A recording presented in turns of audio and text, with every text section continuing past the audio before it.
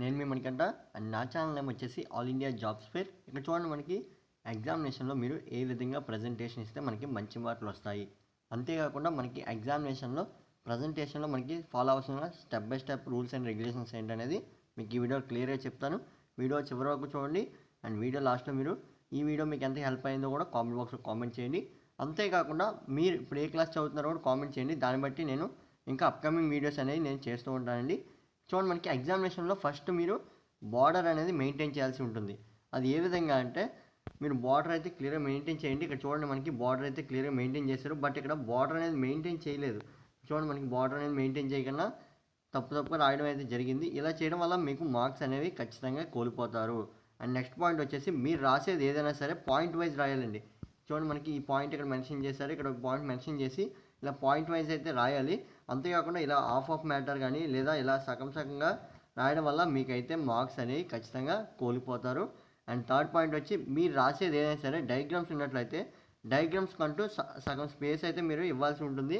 And ఇక్కడ క్లియర్గా diagram అనేది వేసి అండ్ ఇక్కడైతే మీరు మ్యాటర్ అయితే రాయాల్సి ఉంటుంది. అంతేకాకుండా ఇక్కడ మీరు డయాగ్రామ్ ఇక్కడ వేసి అండ్ ఇక్కడ మ్యాటర్ రాసి మళ్ళీ ఇక్కడ మ్యాటర్ రాసి ఈ విధంగా ఎగ్జామినేషన్ అనేది చేయడం వల్ల మీకు క్లియర్గా అనేది ఉండదండి. అండ్ ఎవరైతే కరెక్షన్ చేస్తారో వాళ్ళకి క్లియర్గా అర్థం కాక మీకైతే మార్క్స్ తగ్గించే అవకాశం అయితే ఎక్కువగా ఉంది. అండ్ అంతేకాకుండా ఫార్ములాస్ అనేవి బాక్స్ కొడుతూ ఉండండి. మీరు ఇప్పుడు ఏదైనా సపోజ్ ఒక ఫార్ములా ఉందంటే ఆ ఫార్ములాని ఈ విధంగా బాక్స్ కొట్టి మీరు ఫార్ములా అయితే రాయండి. జస్ట్ ఇలా మీరు ఫార్ములాని ఒక మామూలుగా రాసేయడం వల్ల మీకైతే కన్సిడర్ చేయరండి ఎక్కువగా. ఎందుకంటే ఆ ఫార్ములాలో మీరు నీట్గా బాక్స్ రూపంలో మెన్షన్ చేయడం వల్ల మీకైతే వ్యూ అనేది బాగుండి మీకైతే మార్క్స్ ఎక్కువగా పడే ఛాన్సెస్ ఉంటాయి. అంతేకాకుండా మీది ఏ రాసినా సరే స్టార్టింగ్ పేజ్ నుంచి అయితే రాయడానికి ప్రయత్నించండి. ఎక్కడైతే మీరు స్టార్ట్ చేయాలనుకుంటే అది పేజ్ స్టార్టింగ్ నుంచి మీరు స్టార్ట్ చేయడానికి ప్రయత్నించండి. ఇఫ్ ఇన్ కేస్ సగంకి అయిపోతే ఇక్కడ మీరు క్లియర్గా ఒక బార్డర్ కొట్టి హాఫ్ ఆఫ్ ది బార్డర్ కొట్టి అక్కడ మీరైతే ఇక్కడ స్టార్ట్ చేయడానికి అయితే ప్రయత్నించండి. ఇదొక మనకి కీ పాయింట్ అయితే చెప్పుకోవచ్చు. తప్పులు వస్తే మాత్రం కొట్టువేయద్దండి. ఇది ఒక పాయింట్ ఏంటంటే, మీకు ఎప్పుడైనా ఏదైనా తప్పు వచ్చినట్లయితే మీరు ఏదైనా మిస్టేక్ రాసినట్లయితే బ్రాకెట్ రూపంలో అండర్లైన్ చేయండి. ఇక్కడ చూడండి, ఇక్కడ చూడండి, బ్రాకెట్ రూపంలో ఇలా పెట్టడం వల్ల ఏంటంటే ఇక్కడ మిస్టేక్ ఉన్నా వాళ్ళు కన్సిడర్ చేస్తారు. అదే ఇలా మీరు పిచ్చిగా కొట్టినా సరే లేదంటే అడ్డదిడ్డంగా రాసినా సరే ఇక్కడ చూడండి, మనకి ఏం చేశారంటే రాంగ్ కొట్టేశారు. ఈ విధంగా మీరు రాయడం వల్ల రాంగ్ అయితే కొడతారు. ఎందుకంటే ఇక్కడ మీకు మార్క్స్ అనేవి కోల్పోతారు. ఏ విధంగా అంటే మీరు రాంగ్ రాసింది రైట్ రాసింది కలిపి రాసిన వల్ల వాళ్ళు చదివేది అక్కడ వాళ్ళకి అర్థం కాక మీరు తప్పు రాశారనుకోని మార్క్స్ అయితే తగ్గించేస్తారు. మీరు బ్రాకెట్ రూపంలో కొట్టడం వల్ల వాళ్ళు అర్థం చేసుకుంటారండి. ఇది వచ్చేసి one of the key point. And next వచ్చేసి హెడ్డింగ్స్ అనేవి మీరు డిఫరెంట్ కలర్స్ ఆఫ్ పెన్స్, అంటే మీకు హెడ్డింగ్ వచ్చి బ్లాక్ కలర్ పెన్ ఆర్ మనకి మ్యాటర్ వచ్చేసి బ్లూ కలర్ పెన్ ఇలా మెయింటైన్ చేయడం వల్ల మీకైతే చాలా హెల్ప్ఫుల్గా ఉంటుందండి. ఇక్కడ చూడండి, హెడ్డింగ్ వచ్చేసి బ్లాక్ కలర్ పెన్ పెట్టారు.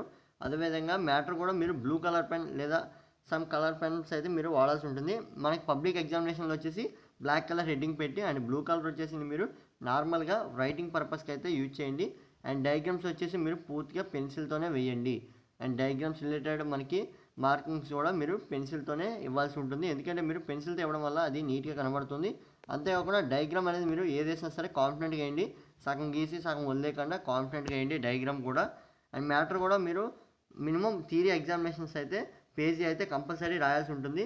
పేజీ రాయడం వల్ల మీకు అందులో హాఫ్ ఆఫ్ ది మ్యాటర్ మీరు కరెక్ట్ రాసినా సరే ఎక్కడైనా మిస్టేక్స్ ఉన్నా కవర్ అవుతాయి. కాబట్టి మీరు పేజీ అయితే ఖచ్చితంగా రాయాల్సి ఉంటుంది.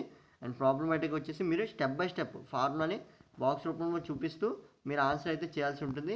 అండ్ ఏదైతే ఆన్సర్ వచ్చిందో దాన్ని కూడా మీరు బాక్స్ రూపంలో అయితే చూపించండి. దానివల్ల మీకు మార్క్స్ అనేవి కరెక్ట్గా పడతాయి.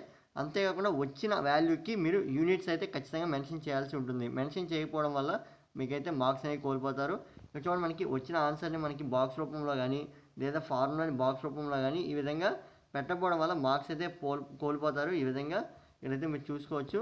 అండ్ నెక్స్ట్ వచ్చేసి ఏదైతే ప్రొసీజర్ ఉందో, అంటే మీరు ఇప్పుడు ఏదైనా క్వశ్చన్ రాయాలనుకుంటున్నారో ఆ క్వశ్చన్ యొక్క ప్రొసీజర్ అంటే స్టెప్ బై స్టెప్ ప్రొసీజర్ ఉంటాయి కదా, మీరు స్టెప్ 1 స్టెప్ 2 స్టెప్ 3 ఈ విధంగా మెన్షన్ చేసి రాయండి. స్టెప్ 1 స్టెప్ 2 అలా రాయడం వల్ల వాళ్ళకి అర్థమవుతుందండి. దానివల్ల కూడా మీకు మార్క్స్ అనేవి ఎక్కువగా యాడ్ అవుతాయి. ఇలా డైరెక్ట్ పారాగ్రాఫ్ల కింద రాసేయకుండా పాయింట్స్ వైజ్ విత్ స్టెప్స్తో సహా రాసినట్లయితే మీకు ఎక్కువగా పాయింట్స్ అనేవి యాడ్ అవుతూ ఉంటాయి. అండ్ నెక్స్ట్ వచ్చేసి ఎగ్జామినేషన్లో మీరు బాల్ పెన్స్ అయితే యూజ్ చేయండి. మ్యాక్సిమం బాల్ పెన్స్ అయితే 5 రూపీస్ పెన్స్ మీరు యూజ్ చేయడానికి ప్రయత్నించండి. అంతేగాని మీరు హై కాస్ట్లీ అంటే జెల్ పెన్స్ అయితే యూజ్ చేయొద్దు. ఎందుకంటే ఆ జెల్ వచ్చేసి మీకు రాసేటప్పుడు ఇబ్బందిగా ఉంటుంది. కాబట్టి బాల్ పెన్స్ అయితే యూజ్ చేయండి.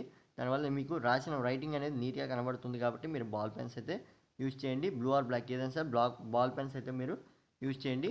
నెక్స్ట్ వచ్చేసి ఒక కీ పాయింట్ అయితే చెప్తున్నాను. అదేంటంటే మీరు ఎగ్జామినేషన్లో థియరీ ఎగ్జామ్స్ అండ్ ప్రాబ్లమేటిక్ మనకి 2 రకాలుగా ఉంటాయండి. థియరీ ఎగ్జామినేషన్స్ వచ్చి కొన్ని సబ్జెక్ట్స్ అయితే ఉంటాయి. ప్రాబ్లమేటిక్ వచ్చేసి కొన్ని సబ్జెక్ట్స్ ఉంటాయి. ప్రాబ్లమేటిక్లో మీరు ఎప్పుడైనా సరే ఈ 2 పాయింట్స్ గుర్తుపెట్టుకోండి. మ్యాక్సిమం మార్క్స్ మీకు ఇక్కడే వస్తాయి.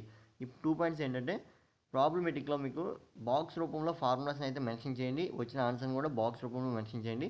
స్టెప్ బై స్టెప్ మీరు విజువలైజేషన్ చూపిస్తూ మీరైతే రాస్తూ ఉండడం వల్ల మీకు మార్క్స్ అయితే పడతాయి. ఇది ఓన్లీ ప్రాబ్లమేటిక్కి.